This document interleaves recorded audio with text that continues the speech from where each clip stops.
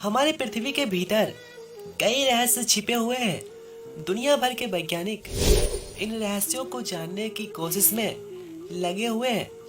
कभी कभी ऐसे रहस्य देखने को मिलते हैं जिनके सामने साइंस भी छोटा लगने लगता है। हाल ही के स्टडी में साइंटिस्ट ने यह दावा किया है कि अर्थ के पास खुद का दिमाग है और उसी के हिसाब से हमारी पृथ्वी काम करती है। आपको शायद यह बेकार लग रहा हो, पर साइंटिस्ट ने ऐसे ही नहीं कहा है। उन्होंने बहुत सारी रिसर्च करी है, उसके बाद ही इन्होंने ये बयान दिया है। साइंटिस्ट का मानना है हमारी धरती एक इंटेलिजेंट प्लैनेट है।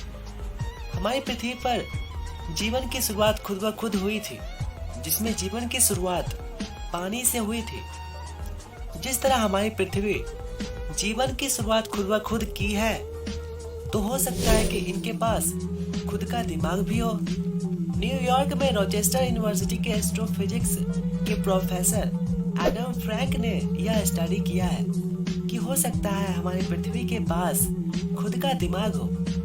ये कोई एग्जैक्ट रिजल्ट नहीं है, यह बस एक हाइपोथेसिस है। एडम फ्रैंक के साथ और भी वैज्ञानिक शामिल थे जिन्होंने यह रिसर्च किया है। हम जो भी टेक्नोलॉजी का यूज करते हैं उनसे पॉल्यूशन होता है, जिससे हम खुद अपने जीवन सोर्स को खत्म कर रहे हैं। पेड़ पौधे ने प्रकाश संश्लेषण का विकास किया, जो हमारे लिए वरदान साबित हुआ है। वैज्ञानिकों को जमीन के नीचे फंगस की विशालकाय सबूत मिले हैं जो पूरी पृथ्वी में फैली हुई है। यह फंगस आपस में इंफॉर्मेशन का आदान प्रदान करते हैं। एडम का कहना है पेड़ पौधे जो भी कार्य करते हैं उससे हमारी पृथ्वी को जिंदा रहने में मदद मिलती है। इनको समझने के लिए हम मान लेते हैं जंगल के एक भाग में पेड़ पौधे को पोषक तत्व की जरूरत है। इतना बात तो आप भी जानते होंगे कि पेड़ पौधे यह पोषक तत्व जमीन से लेते हैं। पर आपने कभी सोचा है कि आखिर जमीन के नीचे ये पोषक तत्व आया कहाँ से?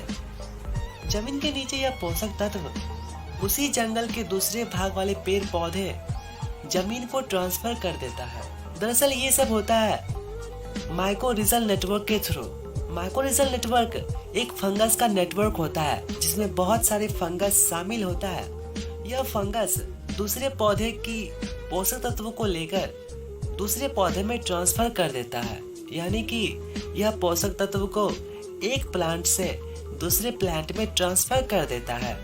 उस पोषक तत्व को माइकोरिजल नेटवर्क एक प्लांट से दूसरे प्लांट में पहुंचा देते हैं और यह पोषक तत्व वहीं पहुंचाया जाता है जहां पर इसकी जरूरत होती है। इसका मतलब जंगल के दूसरे भाग वाले प्लांट ने जो किया उससे किसी प्लांट के लिए वरदान साबित हुआ। उसे नई जिंदगी मिली जिससे हमारे अर्थ पर कोई इफेक्ट नहीं पड़ता है और अर्थ को एक्स्ट्रा एफर्ट भी नहीं लगाना पड़ता है। लेकिन हम जो भी कार्य करते हैं उससे हम अपने खुद के जीवन सोर्स को खत्म कर रहे हैं। इसको समझने के लिए मान लेते हैं आप कार का ड्राइविंग कर रहे हो। आप जैसे ही ड्राइविंग करोगे इससे पॉल्यूशन होना स्टार्ट हो जाएगा और एटमॉस्फेयर में पॉल्यूशन बढ़ने लगेगा। इस ड्राइविंग से क्या आपने ऐसा कोई भी काम किया है जिससे पृथ्वी को बिना पॉल्यूट किए पोषण तत्व उत्पन्न हो सके? ड्राइविंग से बस आपकी छोटी जरूरतें पूरी हुई, वो भी पृथ्वी को प्रदूषित करते हुए। लेकिन ड्राइविंग से कोई पोषक तत्व उत्पन्न नहीं हुआ। अब इस प्रदूषण को पृथ्वी किसी तरह से बैलेंस करता है, लेकिन इस प्रदूषण के कारण पृथ्वी पर एक्स्ट्रा इम्पैक्ट पड़ता है। अगर हम ऐसे ही करते रहेंगे तो एक दिन हमारी प्रजाति इस पृथ्वी पर से खत्म हो जाएगी। इसके अलावा हम जो भी टेक्नोलॉजी यूज करते हैं उससे पृथ्वी को नुकसान ही पहुंचता है। इस स्टडी में रिसर्चर ने पृथ्वी के 4 स्टेज के बारे में बताया है, जिससे पृथ्वी के पास्ट और आने वाले फ्यूचर की बात की गई है। अगर हमें जीवन को पृथ्वी जैसे प्लैनेट पर बनाए रखना है तो हमें ऐसे काम करने होंगे जिससे पृथ्वी को कोई भी नुकसान नहीं पहुंचे। इन 4 स्टेज में पहला स्टेज है इमैच्योर बायोस्फीयर। साइंटिस्ट इस स्टेज को फर्स्ट स्टेज मानते हैं। जिसमें अर्थ के पास्ट के बारे में बताया गया है। अर्थ के शुरुआती दौर में यहाँ पर केवल माइक्रोब्स था, जिससे पृथ्वी के एटमॉस्फेयर पर कोई भी नेगेटिव इम्पैक्ट नहीं पड़ता था, क्योंकि इस स्टेज में कोई प्लांट या फिर एनिमल जैसी सभ्यता नहीं थी। उसके बाद दूसरा स्टेज है मैच्योर बायोस्फीयर। साइंटिस्ट इसे सेकेंड स्टेज मानते हैं, जिसमें पृथ्वी के कैरेक्टरिस्टिक्स के बारे में बताया गया है। इस स्टेज में हमारी पृथ्वी स्टेबल होने लगा था। यह स्टेज लगभग 2.5 बिलियन साल से 540 मिलियन साल पहले के समय को रिप्रेजेंट करता है। इस स्टेज में पेड़ पौधे प्रेजेंट थे, जिसके कारण प्रकाश संश्लेषण का विकास हुआ और हमारे एटमॉस्फेयर में ऑक्सीजन बनने लगे। इसी स्टेज में ओजोन लेयर भी बनने लगा। ये सब इसी स्टेज में हुआ जिससे हमारी पृथ्वी को जीवन शुरुआत करने में बहुत मदद मिली है, जिससे पृथ्वी अपने अंदर जीवन धारण किया और जीवन की शुरुआत की। इस समय कोई भी मनुष्य प्रजाति नहीं था, जिससे पृथ्वी को एक्स्ट्रा एफर्ट नहीं लगाना पड़ता था और न ही कोई पॉल्यूशन होता था। तीसरा स्टेज है इमैच्योर टेक्नोस्फेयर। इमैच्योर टेक्नोस्फेयर जो कि अभी के समय को इंगित करता है। साइंटिस्ट मानते हैं कि अभी का समय एक इमैच्योर टेक्नोस्फेयर का स्टेज है। टेक्नोस्फेयर का मतलब ये हुआ कि ऐसी टेक्नोलॉजी जिसे मनुष्य ने डेवलप किया है। आजकल हम कम्युनिकेशंस के लिए मोबाइल फोन्स और कई टेक्नोलॉजी का यूज करते हैं।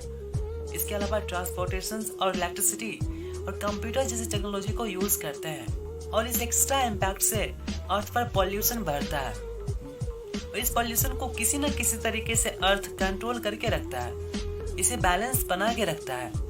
स्टेज 2 में जब मानव नहीं था तब पृथ्वी ने ही मानव की शुरुआत की, और स्टेज 3 में जब मानव पृथ्वी पर आ गए, जिन पृथ्वी के कारण हम जिंदा रहते हैं, आज हम उसी को बर्बाद कर रहे हैं।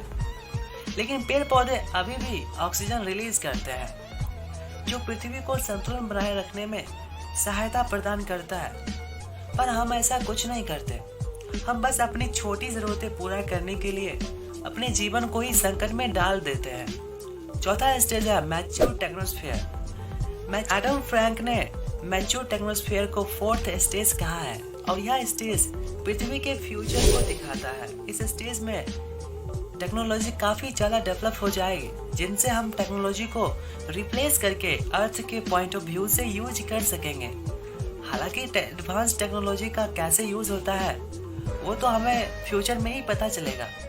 जिस तरह से टेक्नोलॉजी का यूज होगा, हमारी पृथ्वी हमारे लिए उसी तरह की कंडीशंस बनाएगी। ये 4 ऐसे स्टेज है जो हमें पृथ्वी के पास्ट से लेकर फ्यूचर तक के दृश्य को दिखाते हैं। हमें पृथ्वी से क्या आउटपुट मिलता है यह इस बात पर डिपेंड करता है कि हम अर्थ के लिए क्या करते हैं। हमें अपने टेक्नोलॉजी को अर्थ के साथ साझा करना होगा, मतलब टेक्नोलॉजी से अर्थ को किसी तरह का नुकसान नहीं पहुंचे, तभी हम अपने जीवन को अर्थ पर देख सकते हैं। वरना आने वाले समय में यह जीवन पृथ्वी पर से खत्म हो जाएगा। आशा करता हूँ दोस्तों, आप जो भी चीजें यूज करोगे वो लिमिट में ही होगा, जिससे हमारे अर्थ पर कम से कम पॉल्यूशन हो और हमारे अर्थ को कम से कम एफर्ट लगाना पड़े उसे बैलेंस बनाने के लिए। और ऐसे ही अमेजिंग वीडियोस को देखने के लिए हमारे चैनल को सब्सक्राइब करना ना भूलें। चलिए हम मिलते हैं नेक्स्ट वीडियोस में ऐसे ही इंटरेस्टिंग टॉपिक के साथ।